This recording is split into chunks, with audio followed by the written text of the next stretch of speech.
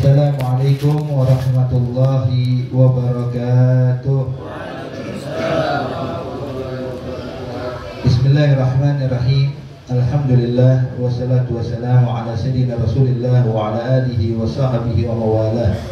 Nawaina ta'allum wa ta'lim, tadhakkur wa tazkir wa naf'a wal intifa' wal ifada wal istifada wal hatta natamassuki bi kitabillah wa sunnati Rasulillah wa du'a ila al-huda wa dalala ala al-khair ibtigha' wa illa mardatihi wa qurbihi wa thawabihi subhanahu wa ta'ala. Qala al-muallif Syekh Salim bin Abdullah bin Sumair fi kitabih Safinat an-Najah nafa' ulumihi wa bi ulumi sairi salihin fi darain amin ila qal faslun man intaqada wuduhu harma alaihi arba'atu ashiya as-salatu wa tawafu masul mushaf wa hamluh wa harmu ala al-junub sittatu ashiya as-salatu wa tawafu masul mushaf wa hamluh wal lubsu fil masjid wa qira'atul Qur'an wa yahrumu bil haidi 'ashratu ashiya as-salatu wa tawafu masul mushaf wa hamluhu wal lubsu fil masjid wa qira'atul Qur'an والصوم والطلاق والمرور في المسجد إن خاف تلويثه والاستمتاع بما بين السرة والركبة. Alhamdulillah. Hadirin hadirat yang dimuliakan Allah Subhanahu wa taala, melanjutkan kita dari pelajaran kitab Safinatun Najah. Disebutkan tentang perkara apa saja yang dilarang kalau ketika orang dalam keadaan hadas. Sebagaimana pelajaran yang lalu kita bahas tentang rukun wudu dan apa saja yang membatalkan wudu. Maka sekarang jika orang tidak memiliki wudu atau dalam keadaan hadas, maka ada beberapa perkara yang diharamkan baginya. Disebutkan di sini ada 4 perkara diharamkan bagi orang yang dalam keadaan hadas. Apa itu? Yang pertama as-shalah. Salat tanpa wudu haram hukumnya. Ya, haram. Jadi kalau ada orang nggak punya wudu, tahu dirinya nggak punya wudu, cuma tetap salat, haram. Kenapa? Yatalabbas bi'ibadatin fasidah. Sebab dia melaksanakan ibadah yang fasid. Dia tahu ibadahnya nggak benar, cuma tetap dikerjakan. Makanya nggak boleh itu. Jadi bagi orang yang hadas tidak boleh melakukan sholat kecuali adalah orang yang terkena penyakit daimul hadas. Siapa itu daimul hadas? Daimul hadas itu adalah orang yang hadasnya itu nggak pernah hilang. Ya, seperti apa? Seperti kayak orang mungkin terkena penyakit salisil bol. Salisil bol ini hadirin mungkin bahasa kita ini seperti kencing netes ya. Artinya dia punya selalu buang air kecil dan nggak bisa ditahan. Ya, nggak bisa ditahan. Biasanya kalau orang udah tua, ya, beser, penyakit beser. Ibaratnya kalau keran udah dol kerannya, ya. Udah kenceng begini tetap netes. Nah, penyakit. Nah yang kayak begini namanya orang kena penyakit beser kayak begini nih, itu daimul hadas, artinya hadasnya nggak pernah putus. Dia udah berwudu netes lagi, udah istinja netes lagi, memang udah nggak bisa udah. Nah, sehingga nanti orang kayak begini nih, ya, diwajibkan bagi dia nanti pakai pakai pembalut atau kayak pampers semacamnya. Nah, cuman nanti ada cara-caranya itu, nanti bakal dibahas tentang syurutul wudu kayak gimana. Setelah bab ini bakal bahas tentang syurutul wudu, gimana mengatasi orang yang seperti ini. Namun intinya, orang yang terkena penyakit kencing netes kayak begini, terkena penyakit beser ini, maka dia ma'dzur wudu kemudian sholat. Ya. Cuma tentunya dengan syarat pakai pembalut dan lain-lainnya, ya, pakai pampers atau sebelumnya, pakai atau yang lainnya. Cuma intinya orang yang seperti ini uzur, ya, dikasih uzur, artinya udah deh nggak apa-apa sholat. Nggak apa-apa sholat dengan keadaan kayak begini. Sama halnya juga dengan perempuan yang mengalami penyakit istihadah.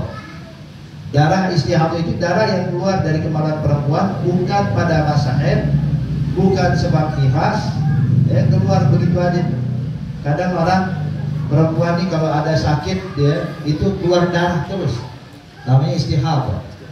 Nah, orang yang istihadah ini juga sama dengan penyakit beser, hadas terus, keluar darah terus. Tapi dinyatakan ada dimaafkan dan diuzurkan. Sebabkan pelajaran lalu kita sudah jelaskan yang membatalkan wudu adalah keluarnya sesuatu dari lubang kubur atau dubur apapun bentuknya. Ya, mau keluar darah, cairan, benda padat, ya, benda gas, ya, kecuali air mani. Air mani tidak membatalkan wudhu, tapi yang lainnya membatalkan wudhu. Nah, penyakit BSR batal wudhu. Orang keluar darah istihadah batal wudhu. Cuma gimana? Apa namanya? Penyakitnya atau namanya dari mulai hadas nggak pernah putus. Ya, percuma dia jaga tetap keluar. Nah, yang kayak begini uzur. Ya. Yang pertama. Yang kedua, orang boleh sholat tanpa wudhu. Siapa itu? Orang yang sholat tanpa wudhu dibolehkan kalau faqidut tahurain. Kalau dia kehilangan atau tidak memiliki alat untuk bersuci, air pengen wudhu kagak punya, pengen tayamum debu kagak ada. Gimana nih? Kayak orang contoh hadirin naik ke atas gunung. Pas lagi naik ke atas gunung hujan lebat. Akhirnya begitu hujan berhenti, nyari air kagak ada. Ya. Air udah habis, hujan dia berhenti. Nyari mata air nggak ketemu, sungai kagak ada. Pengen tayamum, debunya basah. Ya. Jadi dia pengen wudhu nggak ada air, pengen tayamum nggak ada debu. Nah yang kayak begini gimana? Kalau sholat tanpa wudhu, ya nggak apa-apa tanpa wudhu, cuma nanti sholatnya wajib ditoto. Ya, cuman sholatnya dia dibolehkan sholat hurmatul wadah sebab dia pengen berwudhu tidak ada air, pengen bertayamum tidak ada debu. Jadi dua orang ini hadirin dibolehkan sholat tanpa wudhu. Siapa itu? Yang pertama adalah dalam keadaan hadas, bukan tanpa wudhu, sholat dalam keadaan hadas. Yang pertama faqidut tahurain, yang kedua orang yang terkena daimul hadas. Jelas ya? Yang kedua yang dilarang dalam keadaan hadas adalah at-tawaf. Tawaf apapun bentuknya, tawaf itu sebab ada tawaf rukun, ada tawaf wajib, ada tawaf sunnah. Ya. Tawaf rukun itu adalah tawaf berifadah atau tawaf yang diwajibkan atau yang menjadi rukun umrah. Ada tawaful wajib. Tawaful wajib itu seperti tawaful wada. Ketika orang akan keluar meninggalkan kota Mekah, diwajibkan dia tawaf. Yang terakhir tawaf sunnah. Apa tawaf sunnah? Ini tahiyatul Ka'bah. Ya, ketika dia datang ke Masjidil Haram, maka disunnahkan bagi dia langsung tawaf, tidak sholat tahiyatul masjid. Jadi tahiyatul masjid itu di selain Masjidil Haram ya.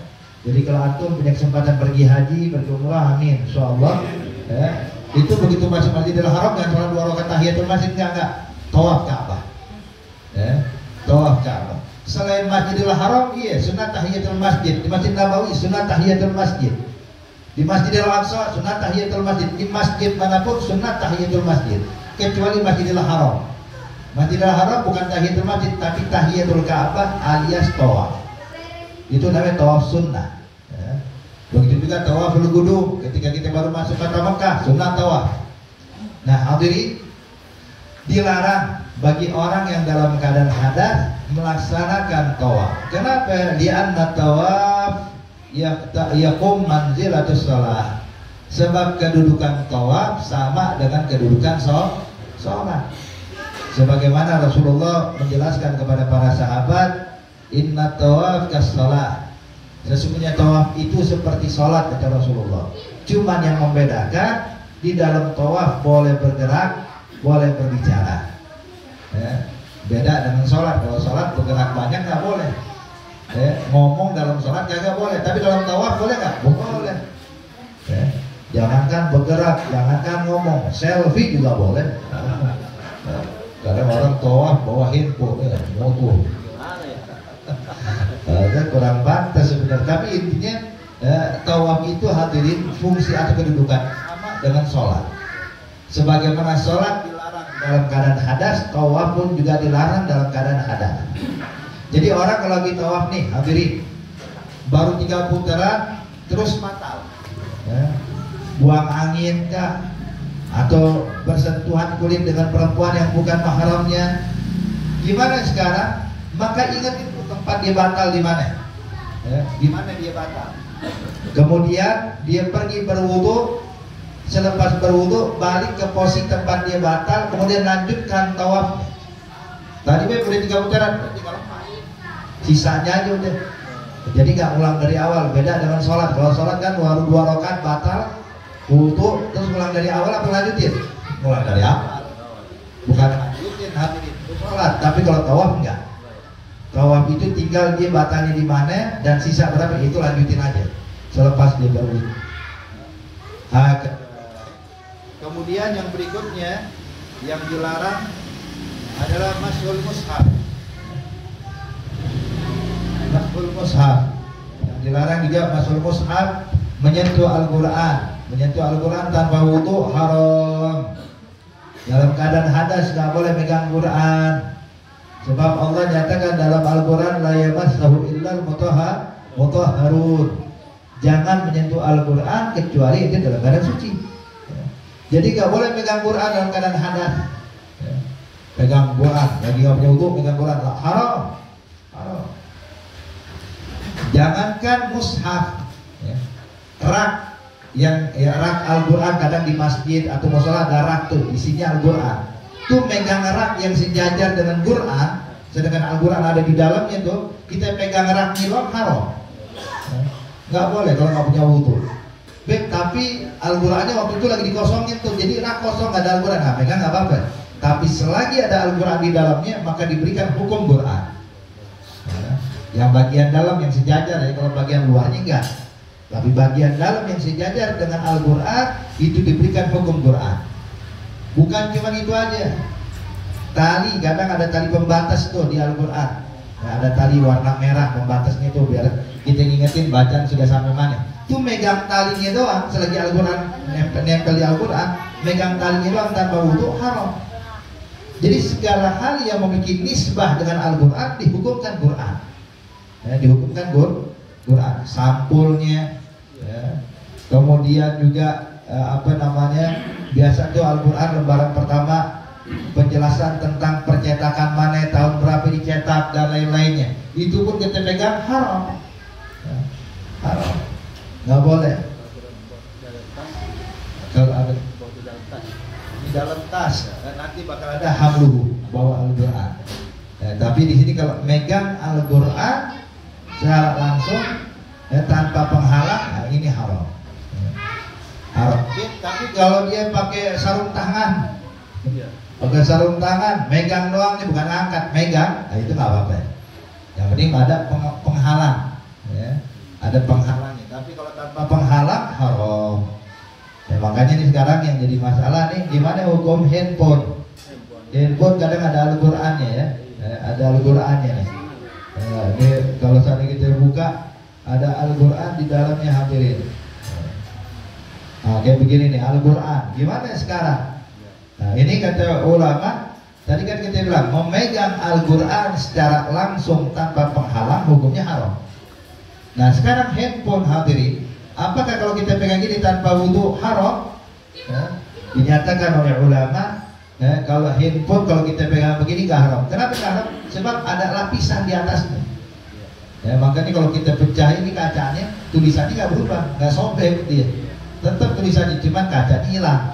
Jadi dia ada berapa lapis nih dalam handphone, ada 2 kaca, kemudian juga nanti ada orang pelapis yang plastiknya itu. Ya. Maka nggak jadi masalah, megang ya, nyentuh tulisannya ya, itu tidak haram selagi ada penghalang. Ya. Jadi ingat kita bicara menyentuh bukan membawa atas lain. Kalau kita bawa ke WC ke tempat kotor gitu. Kalau seandainya kita bawa ke kamar mandi atau tempat yang najis, kalau terbuka kayak begini ada Al-Qur'annya terbuka, ada hukumnya makruh, karahatan syadidah. Selagi dia nggak punya menghina Al-Quran. Tapi kalau dia menghina Al-Quran, oh, bukan haram lagi udah. Iya, kita lagi kita dulu Iya. gitu bisa Al-Quran gitu.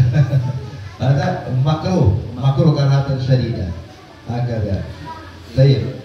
Kemudian yang keempat, nah ini dia wa hamluhu yang tanya dari Ustaz Firdaus. Hamluhu membawa Al-Quran. Membawa Al-Quran tanpa wudu gimana, Beb?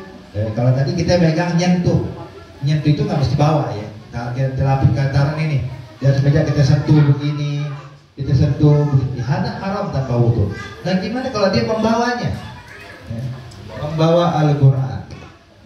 Seperti contoh, kalau Beb membawa kan pas megang belum tentu juga. Tadi Ustaz Allah bilang kalau dimasukin dalam tas, kita bawa tas dalamnya ada Al-Quran, boleh nggak? Ya. Kita nggak punya wudu, atau di kantong baju kita kadang ada Al-Quran kecil di kantong baju kita lagi nggak punya wudu, boleh nggak? ulama bilang kalau ente niatnya untuk membawa Al-Quran saja, apa ini bawa Quran nih, padahal di tas tuh ada Al-Quran, ada buku, ada pulpen, ada ini dan itu. Cuma bang saya niat bawa Quran, niatnya dia bawa Quran haram.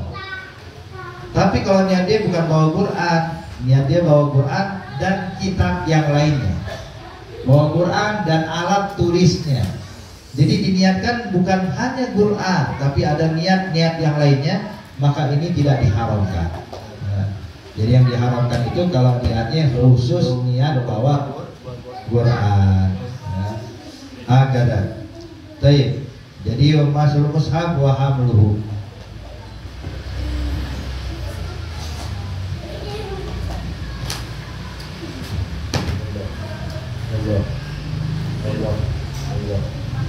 Baik.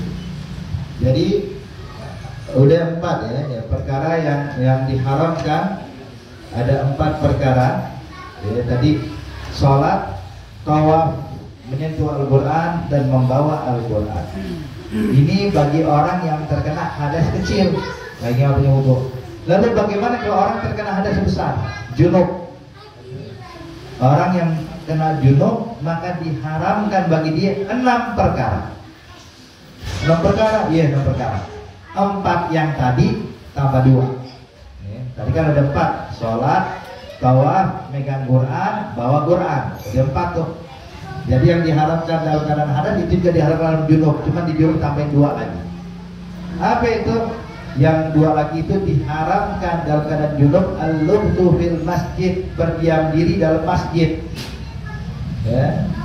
Jadi kalau orang junub nggak boleh duduk di masjid, keluar, jangan di masjid. Masjid ini tempat suci tidak layak buat orang yang dalam keadaan hadas besar. Ya, maka keluar. Kalau nggak punya wudu duduk di masjid boleh, boleh. Beb, aneh nggak punya wudu, etikaf di masjid boleh, boleh. Ya, etikaf di masjid boleh. Kalau hadas kecil. Tapi kalau junub haram, tidak boleh kita berdiam diri dalam masjid. Tahu junub keluar. Ya. Agak. Jadi diharamkan ini yang laki, yang perempuan dalam keadaan junub haram. Ya. Kemudian yang berikutnya diharamkan bagi orang junub adalah membaca Al-Quran. Ya. Dalam keadaan junub kalau baca Quran nggak boleh. Sebab terkadang kan baca dengan hafalan ya, atau baca tanpa menyentuh. Kayak ini contoh Al-Quran Pak saya, dia bacanya begini nggak megang. Kalau saya nggak punya wudu, baca Quran. Kalau nggak punya wudu doang ya. Kalau tidak punya wudu, membaca Al-Quran dengan hafalan atau membaca tanpa menyentuh boleh, tidak haram. Tapi kalau dalam keadaan junub, baca Quran hukumnya haram. Ya, walaupun dengan hafalan, walaupun tanpa menyentuh, haram. Jangan. Ente mau baca Quran, mandi dulu sana. Ya, hilangkan hadas besarnya, baru baca Quran. Tapi kalau dalam keadaan junub baca Quran haram hukumnya. Kecuali hadirin, ada pengecualian. Apa itu? Kalau niat dia bukan baca Quran. Quran yang dibaca, cuma niatnya bukan untuk baca Quran. Contoh gini. Seperti orang kadang-kadang nih Pak, mau lewat tempat serem dikit. Biasa orang takut kalau lewat kuburan. Ini ada pemakaman sini, pemakaman Ahli Saif, itu berarti kali ditakutin tuh orang kayak ketakutan banget lewat. Justru yang menakutkan bukan orang mati, yang menakutkan orang masih hidup gitu. Kalau orang mati nggak ngapa-ngapain.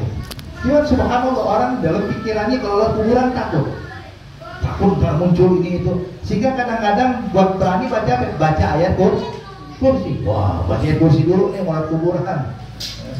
Nah sekarang di dalam keadaan junub nih, bolehkah dia membaca ayat kursi ketika untuk jaga-jaga? Untuk khawatir karena takut dalam pikiran atau khayalan dia nih, takut ada hal yang gaib dan lainnya, maka dia baca ayat kursi dalam keadaan junub. Boleh atau nggak boleh? Kita tanya, niatnya dia apa baca ayat kursi? Niatnya dia buat jaga-jaga. Ya. Maka ini kata ulama, selagi niatnya bukan untuk baca Quran, maka dibolehkan. Walaupun dalam keadaan junub. Selagi niatnya bukan untuk baca Quran. Contoh hadirin. Kadang kan di dalam bacaan rotib ya, ada rotib haddad, ada rotib aktos. Kan tuh ada bacaan ayat suci Al-Qur'annya tuh. Kenapa baca Fatihah? Kenapa baca surat Al-Ikhlas? Ya, rotib. Ya. Jadi niat saya baca rotib itu sempurna kalau dibaca semua. Jadi saya baca ayat ini, baca itu, ya, ayat ini dan ayat itu tujuannya untuk membaca rotib, bukan untuk niat baca Quran. Maka ini haram? Enggak. Yang diharamkan kalau niatnya khusus baca Quran. Beb, gimana tuh ya? Niat khusus baca Quran saya bingung nih. Ulama bilang, tahu nggak? Kita bisa bedain Pak, niat kita niat baca Quran atau bukan? Kalau kita tadi mau kuburan baca kursi itu bukan niat baca Quran, niat jaga-jaga. Baca rotib bukan niat baca Quran, niat baca rotib. Tahu nggak niat baca Quran gimana? Kayak antum di bulan Ramadan. Antum di bulan Ramadan baca Quran kan? Niatnya apa? Biar dapat pahala nih. Setiap satu huruf diganjar asyraf hasanat. Kalau saya baca Quran di bulan Ramadan pahala meningkat. Nah, begitu juga kalau niat baca Quran, niatnya untuk mendapatkan pahala dari baca. Nah, itu niat baca Quran. Tapi kayak orang melakukan kuburan, kebayang nggak niat untuk dapat pahala? Enggak. Niatnya buat jaga-jaga doang. Baca rotib, antum kalau baca rotib nih, kebayang nggak niat untuk bisa dapat pahala dari Allah? Enggak. Niat memang baca rotib. Jadi kalau niat baca Quran itu hadirin, seperti kita baca Al-Quran di bulan Ramadan, kayak begitu tuh, niat baca Quran. Kenapa? Mengharapkan ganjaran dari bacaan yang kita baca. Mengharapkan pahala dari bacaan Al-Quran. Nah, kalau sudah niatnya baca Quran, itu haram. Tapi selagi niatnya tidak untuk baca Quran, maka tidak haram. Jelaskan perbedaannya. Niat baca Quran bukan niat baca Quran ya. Jadi kalau kita niatin pahala dari bacaan Al-Quran, itu namanya niat baca Quran. Tapi kalau nggak ada itu maka tidak haram. Jelas? Kalau zikir dalam keadaan junub nggak haram. Walaupun junub. Mungkin perempuan selama ada undang selamatan karena head dia itu. Iya. Boleh. Nah, makanya boleh nanti yang head setelah ini. Boleh nggak orang head baca Quran? Ntar kita bahas setelah ini. Yang penting junub dulu. Di junub niat baca Quran itu tidak diharapkan selagi niatnya bukan niat baca Quran. Tapi kalau niat baca Quran haram. Jelas? Baik. Terus yang berikutnya yang diharamkan bagi wanita dalam keadaan haid. Yang diharamkan wanita dalam keadaan haid ada 10. 6 yang tadi tambah 4. Sholat, tawaf, nyentuh Al-Quran, bawa Al-Quran, berdiam diri dalam masjid dan baca Quran. Nah, ini kadang-kadang nih perlu kita ajarin sedikit nih. Ini kan kadang banyak ustazah nih yang ngajarin ngaji Quran ya. Kalau laki-laki mah aman, soalnya nggak mungkin junub dia yang ngajarin Quran. Nah, kalau junub dia mandi dulu. Tapi kalau perempuan head, perempuan lagi ngalamin head, boleh nggak baca Quran? Beb, sekarang nih saya ini ustazah ngajarin anak baca Quran. Ngajarin ikro, ngajarin alif ba ta. Terkadang kan ada ayatnya kan nggak mau megang Al-Quran, megang Al-Quran haram. Saya nggak megang, cuma pakai lidi. Ngunjukin yang dibaca anak-anaknya. Boleh nggak dalam keadaan haid? Nah makanya kita ajarin bagi kaum ustazah, kaum wanita yang mau mengajarkan Al-Quran dalam keadaan haid, boleh selagi niatnya bukan niat baca Quran, niat ngajarin baca. Niat ngajarin baca. Nah, itu boleh. Dia baca Bismillahirrahmanirrahim. Qul huwallahu ahad. Kan ayat Quran tuh. Tapi niatnya bukan mengharapkan ganjaran dari bacaannya, tapi dia pengen mendikte kepada ini anak muridnya biar bisa baca. Jadi tujuannya mengajarkan baca, bukan mengharapkan ganjaran dari apa yang dia baca. Ini boleh. Jadi nggak usah khawatir. Yang penting tadi jangan pegang Al-Qurannya, jangan disentuh. Cukup ajarin aja cara baca. Ini kadang-kadang kan banyak, waduh, aneh lagi head nggak bisa ngajarin Quran, jangan ajarin.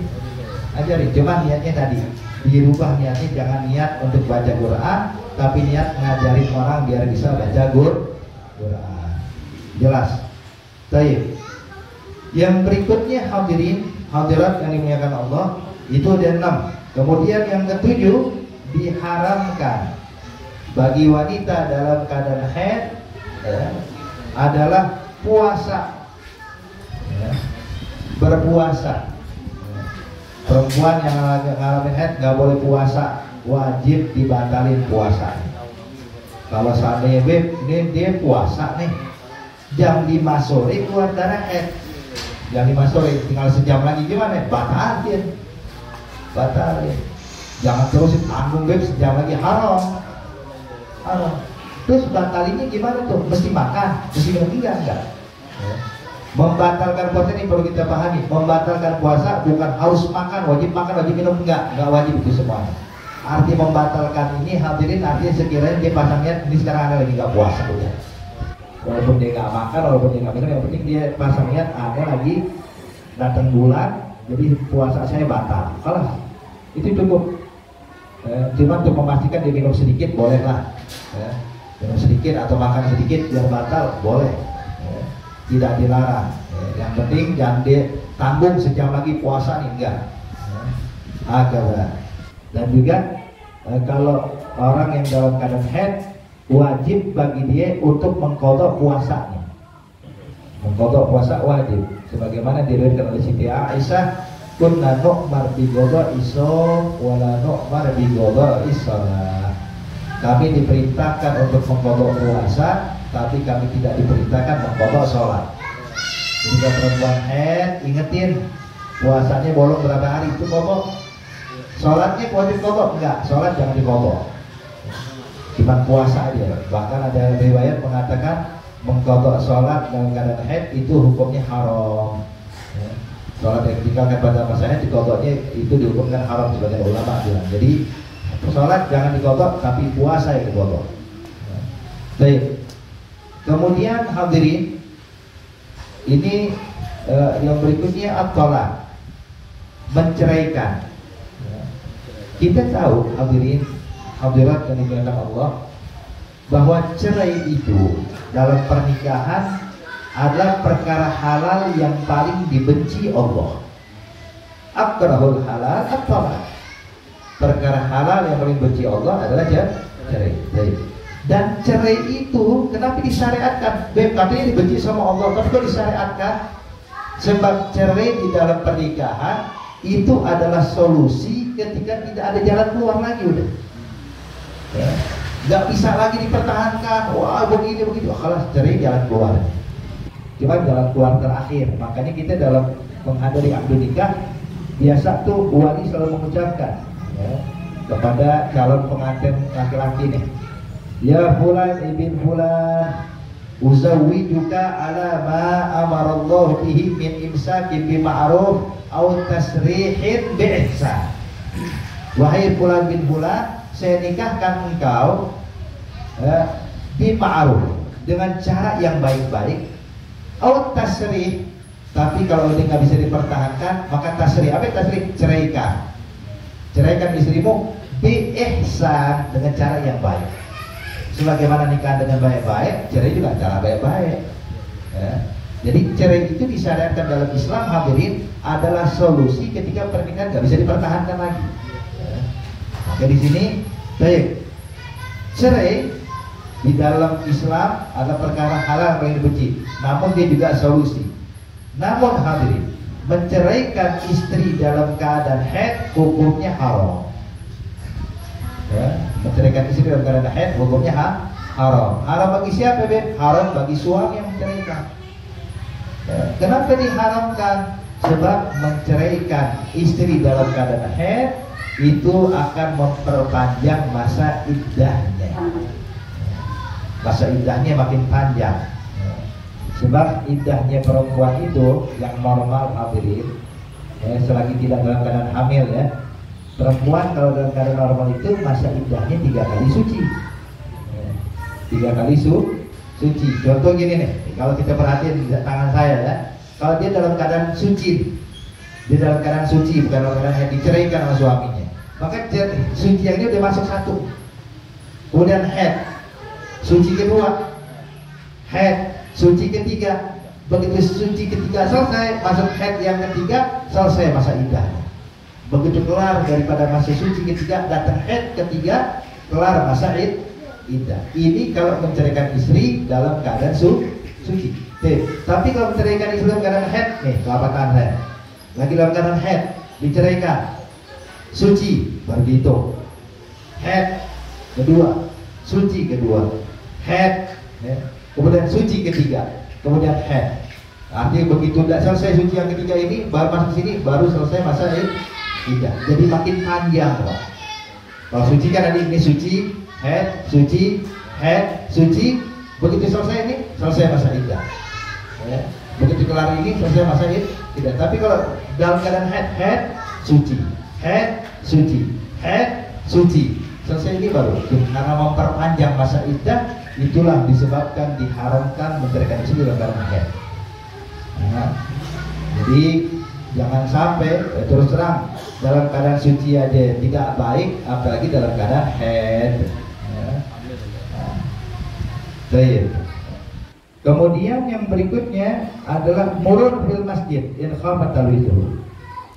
In khafat talwithu. Yang berikutnya adalah numpang lewat di masjid. Dia nggak berdiam diri, cuma numpang lewat doang, masuk dari pintu sini, keluar dari pintu situ. Masuk dari masjid, pintu masjid sebelah situ, keluar dari pintu masjid sebelah sana. Ini juga diharamkan kalau dia khawatir darahnya bisa mengotori masjid, netes darah haidnya. Beb, sekarang perempuan udah pakai pembalut dan lain-lainnya, udah aman, nggak bakal netes. Nah, udah pakai pampers atau semacamnya. Gimana kalau saya udah pakai pembalut? Aman, gak bakal netes. Aman, gak bakal netes, Beb. Maka hukum numpang lewat jadi makruh. Hukum numpang lewatnya doang jadi makruh. Kalau ada yang bilang, Beb, kenapa sih pakai numpang lewat, kan bisa muter aja ke masjid. Kenapa harus ke masjid juga? Iya, kalau masjid al-Ikhlas dekat hal ini. Atau masjid apa namanya? Nurul Fala atau Darul Fala atau apapun, masih dekat ke sini ya, dekat, nggak jauh. Tapi kalau Masjidil Haram Makkah segede-gede ya, anjir, mau muterin tawaf aja capek gitu, iya kan? Apalagi mau muterin masjidnya, waduh, berapa kilo tuh. Makanya orang dulu, orang-orang dulu itu di tempat sa'i ini, tempat sa'i yang sekarang, dulu itu pasar, ya. Ada pasar di situ. Jadi kalau orang tuh dulu sa'i lewatin pasar, Pak. Jadi orang kalau sa'i lewat pasar. Sekarang aja udah dijadiin bagian tempat sa'i, pasar digeser semuanya. Dulu enggak. Jadi Masjidil Haram, tempat sa'i itu bukan dari Masjidil Haram, tempat sa'i itu di luar Masjidil Haram. Bukan bagian dari Masjidil Haram. Nah, jadi ketika orang waktu itu pengen belanja nih, yang sebelah sana pengen belanja, dia daripada motor jauh, mendingan dia potong jalan aja lewat Ka'bah, ya. Cuma numpang lewat. Nah, makanya di situ ada nih masalah wal murur fil masjid. Ada masalah kalau numpang lewat di masjid ini, kalau masjidnya gede banget kayak Masjidil Haram, ya. Atau Masjid Nabawi, muter kejauhan, jadi dia pengen motong jalan nih. Boleh nggak? Boleh selagi tidak khawatir darahnya netes. Ya. Kalau darahnya bakal netes jangan, jadi haram. Makanya di sini sebab haramnya in khafat talwithu. Kalau khawatir bisa mengotori masjid dengan darah haidnya. Tapi kalau udah aman, hukumnya berubah jadi makruh. Ya, makruh. Baik. Nah, gimana kalau perempuan Beb dalam keadaan haid berdiam diri dalam masjid? Ini hadir pengajian, hadir acara kawinan dalam masjid, ya. Atau maulid atau Isra Mi'raj, gimana sih dalam keadaan haid? Itu hukumnya haram.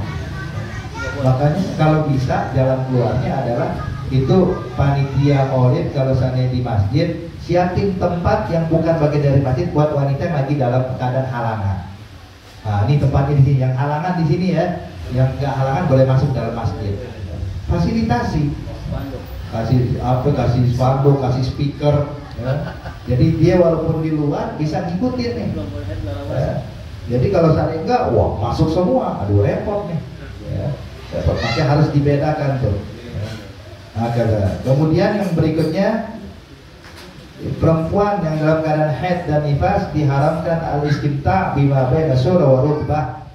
Ya, ini kalau suami ingin meniduri istrinya, kalau dalam keadaan haid dan nifas maka nggak boleh menyentuh antara pusar dengan lutut, tanpa penghalang. Kalau pakai penghalang nggak jadi masalah, tapi kalau tanpa penghalang haram hukum.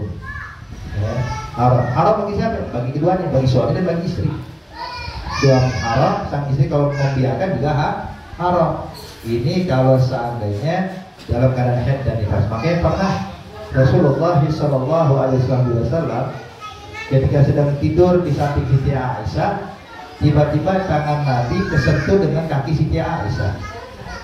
Begitu kesentuh kaki Aisyah, Siti Aisyah langsung bergerak, ketakutan. Nabi nanya, "Ana husti ya Aisyah, itu lagi haid ya Aisyah?"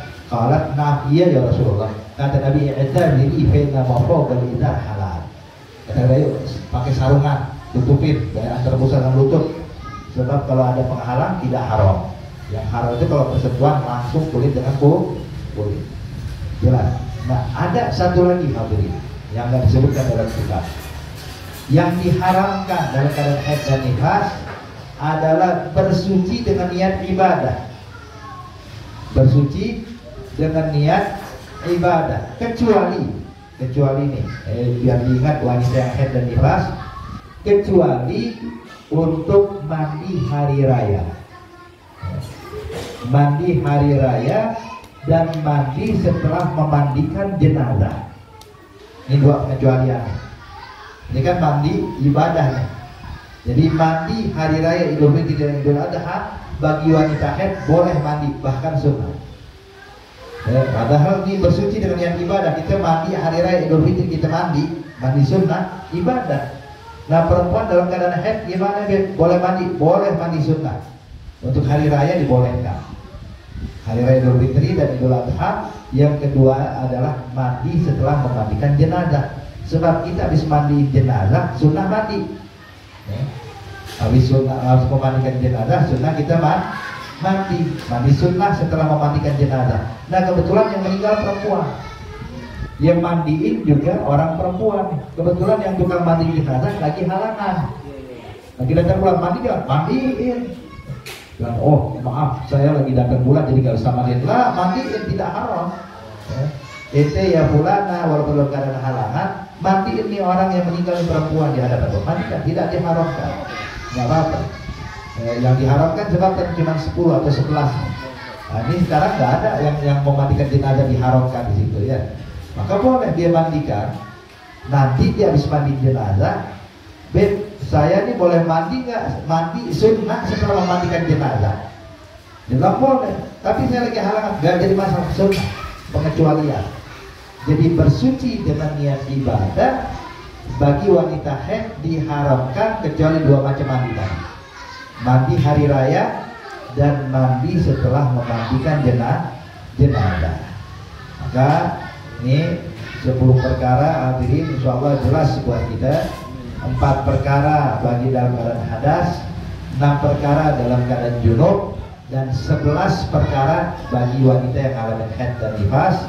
Insyaallah bisa kita amalkan, kita jaga biar kita terselamatkan dari perkara yang diharapkan Allah Subhanahu wa ta'ala. Saya rasa cukup sampai sini hadirin.